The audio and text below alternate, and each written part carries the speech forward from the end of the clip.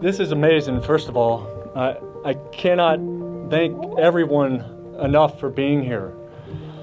This is a really monumental day personally, and then just for our movement as a whole. I prepared a speech just in case I was going to speak, because I'm not good at public speaking. This is kind of new to me. I'm usually behind the camera and looking around for wildlife. So I want to thank Chance Cutrano and Scott Webb for organizing this.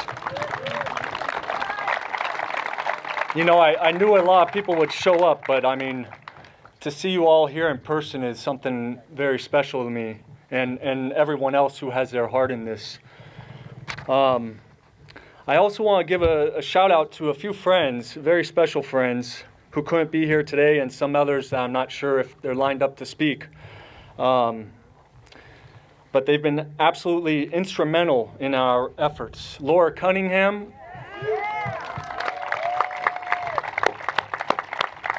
Laura Cunningham is the first person I reached out to years ago about the coastal prairie and asking if she wanted to use my photographs for her cause out here and see if it could help her out. So she's been a big inspiration for me. She's with Western Watersheds Project, for all of you who don't know. Diana Oppenheim with 4 Elk. Diana, you know, the idea of gathering here was inspired a lot by a lot of Diana's movements and actions and gatherings. I first met her in Point Reyes Station at the GMP meeting. And I could tell you as a local, it's incredibly intimidating to go to Point Reyes Station and say, I'm going to go down there, and I don't know who else is going to be there, I'm going to hold a sign and see what happens. And that's not really how I usually do things. But to see her and Spirulina Mason there and their group, it was just, it meant the world to me. So I knew, okay, things are going to get better here with this movement.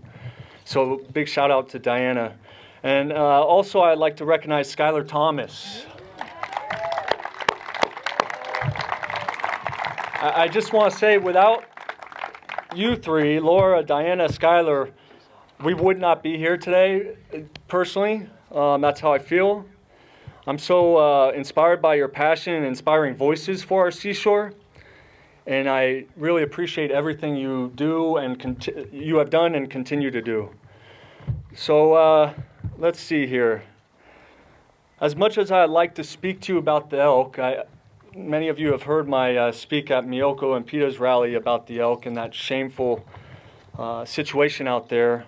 I think it's extremely, I actually had a gentleman just come up to me and say, no, we need someone to speak about biodiversity. And I said, I'm on it. I think it's extremely important to remind everyone, including the media and the newcomers to our group, that there is so much more at stake in this seashore. While the Thule elk have had an incredibly profound impact on my life, my son, my 4-month-old son is over there, and these guys, Mr. Thule, stuffed animal. You could bet I won't stop speaking up for them, but let me tell you about some of the other amazing wildlife and biodiversity here as I take you on a little journey. My walk begins in the hills in an area that once was beautiful coastal prairie. There's less than 2% of this endangered habitat type in the world left. 2%, and it's the most species-rich grassland type in North America, the California coastal prairie. So it starts in the coastal prairie where some native bunch grasses, Douglas iris, and yarrow still take root. There I can still find free-roaming Thule elk, bobcats, coyote, badger, burrowing owls, red-tailed hawks, white-tailed kites, bluebirds, brush rabbits, Cooper's hawks, kestrels, scrub jays, skunks, great-horned owls, white-crowned sparrows, and more. But unfortunately, all surviving amongst a minefield of cow crap. I was out there recently with Skylar, and we were just shaking our heads everywhere we looked.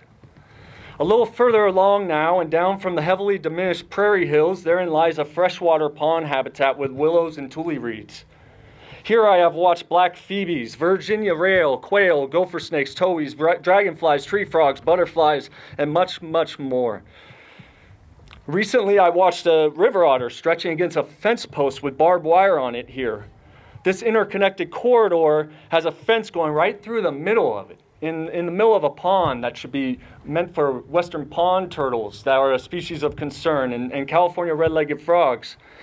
One day, a herd of cattle comes down for a drink, crushing the shallow areas of the pond where one might be lucky to find a California red-legged frog someday. The eutrophication of the water here is so horrendous, I think to myself, as a cow starts pooping right in front of me into the freshwater habitat, or should I say hazardous habitat. The cattle come and go, but on a different day, a lone bull elk, not behind that damn 8-foot fence in the Tamales Point Reserve, but out there in the open, can't navigate the fence, cutting through his pond, through this pond, and so he gets separated from his fellow group. I walk further along now from the wetland and into the mudflats and estuary where I have watched egrets, herons, kingfishers, osprey, raccoons, grebes, pharaohs, brown pelicans, white pelicans, swallows, leopard sharks, crabs, tiny schools of fish, and big fish leaping out of the water from leopard sharks chasing them. Numerous marine invertebrates and more. Not long ago, I watched as vultures. It was incredible. All of a sudden, vultures just take off from the trees where they like to roost, and there's 70 or so with red-tailed hawks, and I only knew it could be two things out here. It's either bald eagle or peregrine falcon. And sure enough, a bald eagle flies overhead, and it's one of the magical moments you could have out here when you're not thinking and seeing the dumps and all the other crap. Yeah, get rid of the dumps. And sure enough, right after, maybe an hour or two later, a peregrine falcon did fly overhead, swooping down through, and seagulls going every which way. My son Raymond, his middle name's Peregrine, after the falcons that I've photographed out here so many times.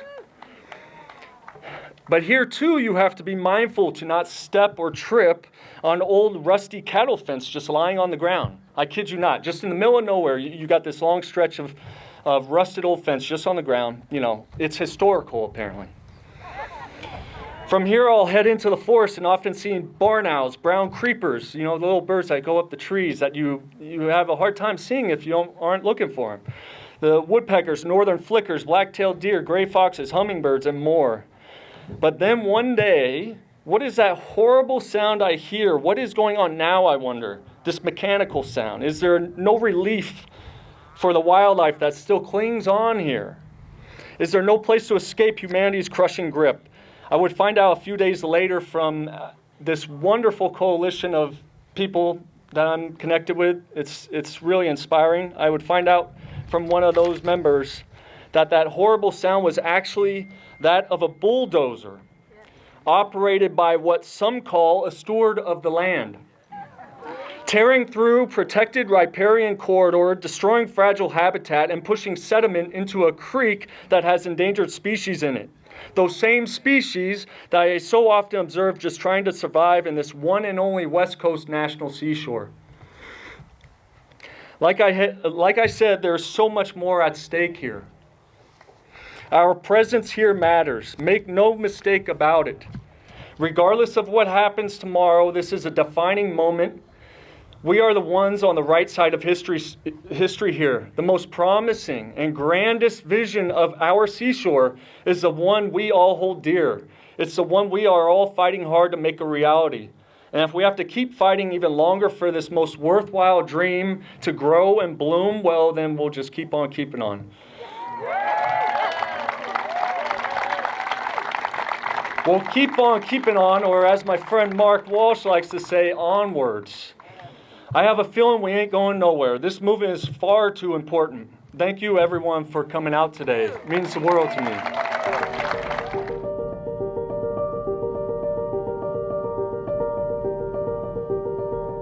me.